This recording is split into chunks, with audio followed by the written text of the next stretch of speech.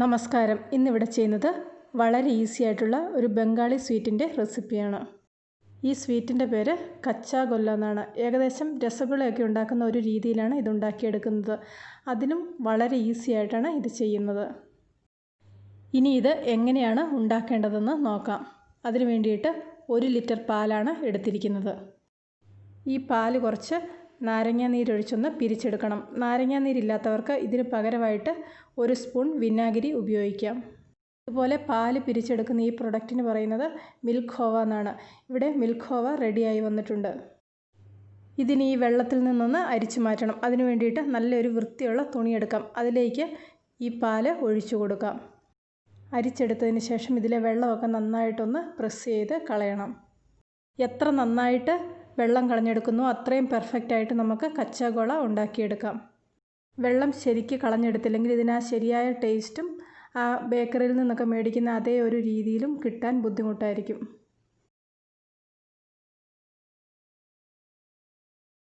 വെള്ളമൊക്കെ നന്നായിട്ട് കളഞ്ഞതിന് ശേഷം ഇതൊരു പാത്രത്തിലേക്ക് മാറ്റാം. ഇത് കുറച്ച് സമയത്തേക്ക് മാറ്റി വെച്ചിട്ടുണ്ടായിരുന്നു. ആ സമയമായപ്പോഴേക്കും ഇത് നന്നായിട്ട് തണുത്തു വന്നു. ഇതിലെ വെള്ളമൊക്കെ നന്നായിട്ട് മാറി കിട്ടിയിട്ടുണ്ട്. ഇതിനി കൈകൊണ്ടൊന്ന് പൊടിച്ചെടുക്കാം. കൈകൊണ്ട് പൊടിച്ചതിൻ്റെ പകുതി ഇവിടെ ഒരു ബൗളിലേക്ക് മാറ്റി വെക്കുന്നുണ്ട്. ബാക്കി പകുതി 2 ടേബിൾ സ്പൂൺ പഞ്ചസാരയും കൂടെ ചേർത്ത് കൈകൊണ്ട് നന്നായിട്ടൊന്ന് മിക്സ് ചെയ്തെടുക്കാം. ഇതുപോലെ ചെയ്യുമ്പോൾ കൈകൊണ്ട് നന്നായിട്ട് കുഴച്ചെടുക്കണം. മധുരം കൂടുതൽ വേണ്ടവർക്ക് കൂടുതൽ അളവിൽ മധുരം ചേർത്ത് കൊടുക്കാം. ഇത് ഒരുപാട് മധുരമില്ലാത്ത ഒരു സ്വീറ്റാണ്. 4-5 ടേബിൾ സ്പൂൺ പഞ്ചസാര പൊടിച്ചത് ചേർത്ത് കൊടുക്കുകയാണെങ്കിൽ ഈ സ്വീറ്റിന് നല്ലൊരു മധുരം കിട്ടും. ഓരോരുത്തരും അവരുടെ ഇഷ്ടത്തിനനുസരിച്ച് ചേർത്ത് കൊടുത്താൽ മതി. ഇവിടെ ഇപ്പോൾ മിൽക്ക് ഖോവ കട്ടയൊന്നുമില്ലാതെ നന്നായിട്ട് കുഴച്ചെടുത്തിട്ടുണ്ട്. അടുത്തതായിട്ട് ഇതിലേക്ക് വേണ്ടത് കുറച്ച് മിൽക്ക് പൗഡറും കണ്ടൻസ്ഡ് മിൽക്കുമാണ്. കുറച്ച് പിസ്ത ഡെക്കറേഷന് വേണ്ടിയിട്ടും എടുത്തു വെച്ചിട്ടുണ്ട്. ഇവിടെ ഒരു പാൻ അടുപ്പത്ത് വെച്ചിട്ടുണ്ട്. ഇതിലേക്ക് നമ്മൾ നേരത്തെ കുഴച്ച് വെച്ചിരുന്ന ആ മിൽക്ക് ഖോവ ചേർത്ത് കൊടുക്കാം. ഇതിലേക്ക് 2-3 ടേബിൾ സ്പൂൺ കണ്ടൻസ്ഡ് മിൽക്കും കൂടെ ചേർത്ത് കൊടുക്കാം. ഇനി ഇത് നന്നായിട്ടൊന്ന് മിക്സ് ചെയ്ത് കൊടുക്കാം. ഈ കണ്ടൻസ്ഡ് മിൽക്കൊക്കെ വറ്റി വരുന്നത് വരെ ഒന്ന് ഇളക്കി കൊടുക്കണം. നന്നായിട്ട് ഡ്രൈ ആയി വന്നിട്ടുണ്ടെങ്കിൽ മാത്രമേ ഈ സ്വീറ്റ് റെഡി ആയിട്ട് കിട്ടുകയുള്ളൂ. കുറച്ച് സമയം ഇളക്കി കൊടുക്കുമ്പോൾ ഇത് നന്നായിട്ടൊന്ന് വറ്റി കിട്ടും. ഇവിടെ ഇപ്പോൾ ഈ കൂട്ട് ഡ്രൈ ആയിട്ട് വരാൻ തുടങ്ങിയിട്ടുണ്ട്. ചെറിയ തീയിലിട്ടിട്ട് വേണം ഇതുപോലെ ചെയ്തെടുക്കാൻ. തീ കൂട്ടിയിട്ടിട്ട് ചെയ്തിട്ടുണ്ടെങ്കിൽ ഇതിൻ്റെ കളറും ടേസ്റ്റും മാറിപ്പോകാനുള്ള ഒരു സാധ്യതയുണ്ട്. അതുകൊണ്ട് ചെറിയ തീയിലിട്ടിട്ട് വേണം ഇത് ചെയ്തെടുക്കാൻ. അതുപോലെ തന്നെ ഇത് നോൺ സ്റ്റിക്കിൽ ഉണ്ടാക്കിയെടുക്കുന്നതാണ് നല്ലത്. അല്ലെങ്കിൽ പാത്രത്തിൽ പറ്റിപ്പിടിക്കാനുള്ള ഒരു സാധ്യതയുണ്ട്. തീ കൂട്ടിയിട്ടിട്ട് ചെയ്തിട്ടുണ്ടെങ്കിൽ ഇതിൻ്റെ കളറും ടേസ്റ്റും മാറിപ്പോകാനുള്ള ഒരു സാധ്യതയുണ്ട്. അതുകൊണ്ട് ചെറിയ തീയിലിട്ടിട്ട് വേണം ഇത് ചെയ്തെടുക്കാൻ. നന്നായിട്ട് സെറ്റായി വന്നപ്പോൾ ഇത് അടുപ്പത്ത് നിന്ന് മാറ്റിയിട്ടുണ്ട്. ഇതിലേക്ക് നേരത്തെ ഒരു ബൗളിൽ മാറ്റി വെച്ചിരിക്കുന്ന ആ മിൽക്ക് ഖോവയും കൂടെ ചേർത്ത് കൊടുത്തൊന്ന് ഇളക്കി കൊടുക്കാം. ഇനി ഇത് നന്നായിട്ട് തണുക്കുന്നത് വരെ ഒന്ന് വെയിറ്റ് ചെയ്യാം.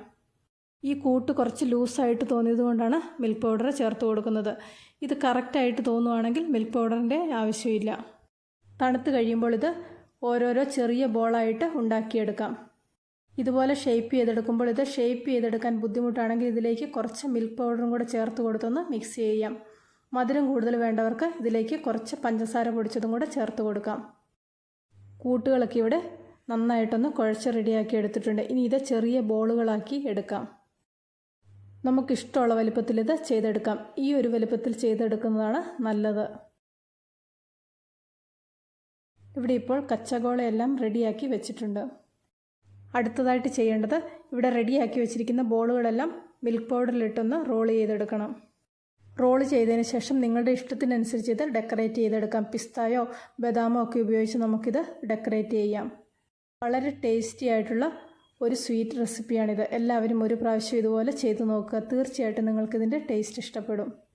ഇന്നത്തെ ഈ റെസിപ്പി ഇഷ്ടപ്പെട്ടെങ്കിൽ ലൈക്ക് ചെയ്യാനും ഷെയർ ചെയ്യാനും നിങ്ങളുടെ അഭിപ്രായങ്ങൾ അറിയിക്കാനും മറക്കണ്ട.